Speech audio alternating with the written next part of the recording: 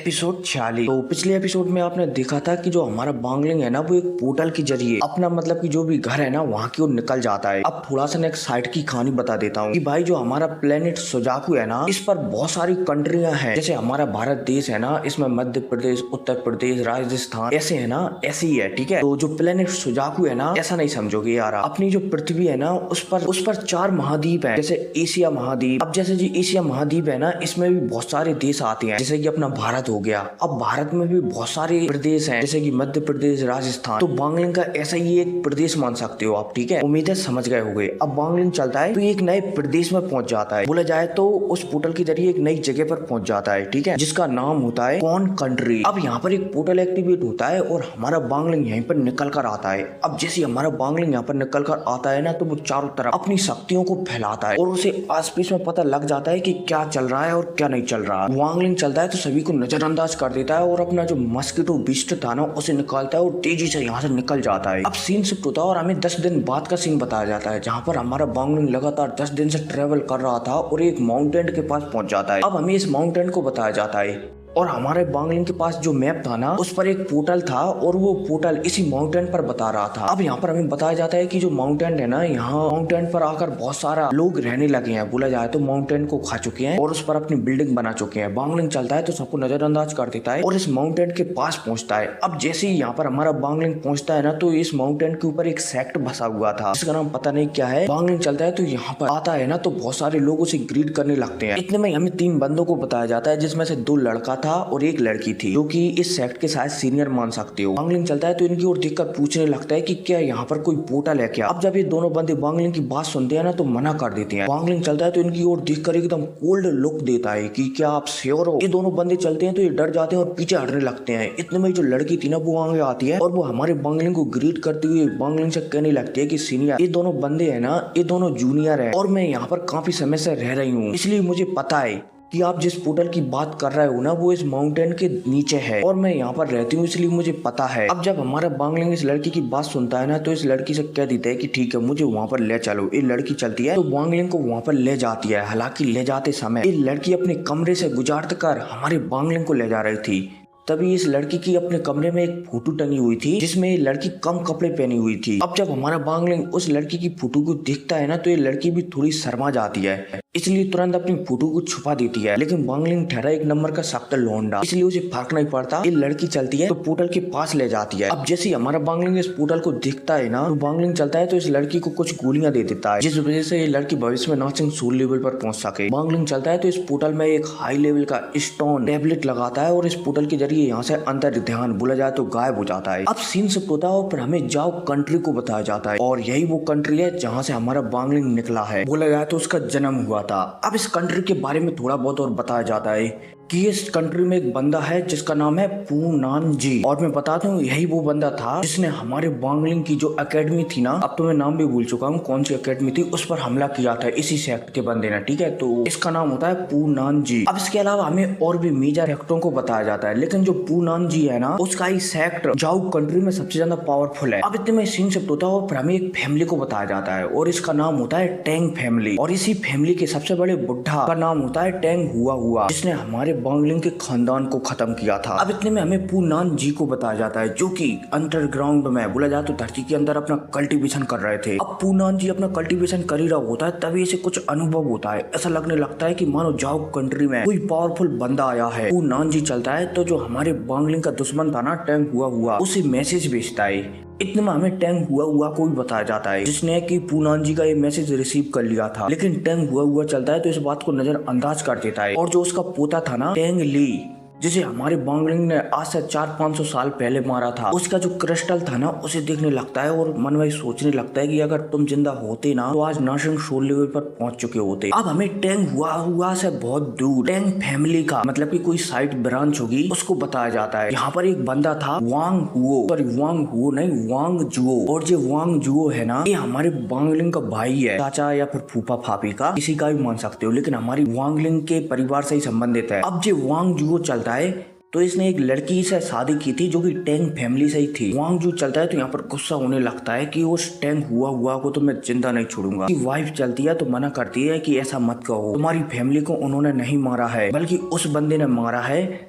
जिस बंदे ने हमारी फैमिली का जो मेन लीडर है ना उसके पोते को मारा था। वांग जुओ भी समझता था। वांग जुओ चलता है तो जो लड़की थी ना कहने लगता है कि वांगलिंग का नाम मत लिया करो मेरे सामने। अब इसी के साथ सीन शिफ्ट होता है और फिर हमें जाओ कंट्री के सबसे एक कोने का सीन बताया जाता है, मतलब कि शुरुआत का सीन बताया जाता है जहाँ से जाओ कंट्री का बॉर्डर शुरू होता है। अब यहाँ पर हमें एक बंदे को बताया जाता है और ये और कोई नहीं बल्कि हमारा वांगलिंग था। अब जैसे ही हमारा वांगलिंग जाओ कंट्री में कदम रखता है ना तो वो सबसे पहले अपने घुटनों के भर आ जाता है और यहाँ पर कहने लगता है कि मम्मी डैडी आपका बदला लेने के लिए आपका टाउजू आ चुका है। और हाँ, जो हमारी वांगलिंग की मॉम डैड थी ना वो हमारे वांगलिंग को टाउ जी बुलाकर कहते थे। अब इतने में हमारी वांगलिंग की आंखों को बताया जाता है जिसके माथे पर एक गोल्डन कलर का मतलब कि पर्पल कलर का स्टार चमक रहा था। अलग झपकती वांगलिंग चलता है तो यहाँ से गायब हो जाता है। अब सीन शिफ्ट होता है और फिर हमें वांगलिंग के गांव को बताया जाता है जो कि हूबहू वैसा का वैसा था जैसा कि 400 साल पहले था। वांगलिंग चलता है तो यहाँ पर प्रकट होता है और जिस घर में हमारा वांगलिंग रहता था ना उस घर में पहुंचता है। अब यहाँ पर पहुंचने के बाद वांगलिंग चलता है तो 2-3 अगरबत्तियां लगाता है और जैसे अपन चाइनीज स्टाइल में किसी को श्रद्धांजलि देते हैं ना वैसा दे देता है। इतने में सीन शिफ्ट होता है और हमें इसी घर के बाहर का सीन बताया जाता है जहाँ पर एक बग्गी आकर रुकती है। इसमें से एक आदमी और 2 लड़कियां उतरती हैं और रात का समय था अभी, ठीक है। अब इसमें से एक लड़की उतरती है तो दूसरी लड़की जो कि शायद दासी थी वो अपनी इस रानी से पूछने लगती है कि हम इतनी रात को यहाँ पर क्यों आए हैं। ये लड़की चलती है तो कहने लगती है कि इसके बारे में मैं आपको फिर कभी बताऊंगी। ये लड़की चलती है तो जो हमारा वांगलिंग का घर था ना उसके अंदर जाती है और यहाँ पर जो भी मतलब कि कुछ रखा हुआ था सामने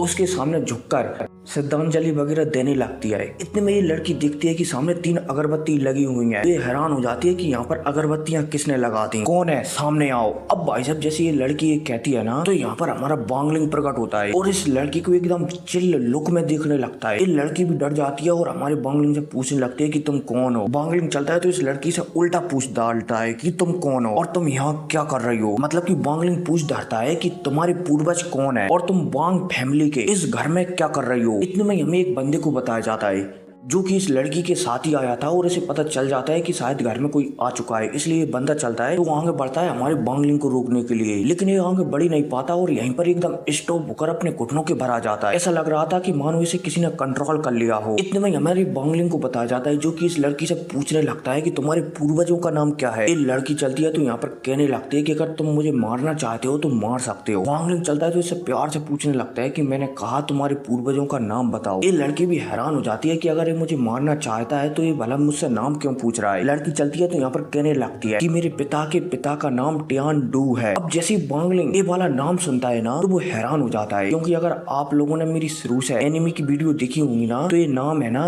ये हमारे वांगलिंग के 4th अंकल का है, मतलब कि चौथे अंकल का है जो हमारे वांगलिंग को कल्टीवेशन सेक्ट में भर्ती करने के लिए गए थे। अब जैसे ही वांगलिंग को पता चलता है कि उसके अंकल की जो भी मतलब कि पूर्वज के पूर्वज है ना वो यहाँ पर आ चुका है तो वांगलिंग बहुत ही ज्यादा खुश होता है मन में। वांगलिंग चलता है तो इस लड़की के अंदर एक कोल्ड ओरा था, बोला जाए तो इसे कुछ बीमारी या प्रॉब्लम वगैरह थी। वांगलिंग चलता है तो उसे पलक झपकते ही नष्ट कर देता है। इसके अलावा वांगलिंग चलता है तो इसे गोलियां देता है, वो भी बहुत सारी। और इस लड़की से वांगलिंग कहता है ये गोलियां है ना अपनी सारी फैमिली में एक सबको बांट देना। इसके अलावा वांगलिंग चलता है तो इस लड़की को एक टोकन भी देता है रियल का और इस लड़की से कहता है कि जब भी तुम मुसीबत में हो ना इस टोकन का इस्तेमाल करना। इस टोकन का इस्तेमाल तुम 3 बार कर सकती हो और जिस किसी के पर भी तुम इस टोकन का इस्तेमाल करोगी ना वो बचेगा नहीं। अब भाई साहब वांगलिंग यह कहकर थोड़ा बहुत इस लड़की को देखकर यहाँ से 9-11 हो जाता है। हालांकि जाने से पहले हमारा वांगलिंग इस लड़की को घूर घूर कर देख रहा था क्योंकि हमारे वांगलिंग को अफसोस था कि उसकी वजह से उसका पूरा खानदान मारा गया। लेकिन वांगलिंग चलता है तो यहाँ से गायब हो जाता है और बाहर आते ही जो उसका चेहरा था ना वो पूरी तरह से एकदम कोल्ड हो जाता है। बोला जाए तो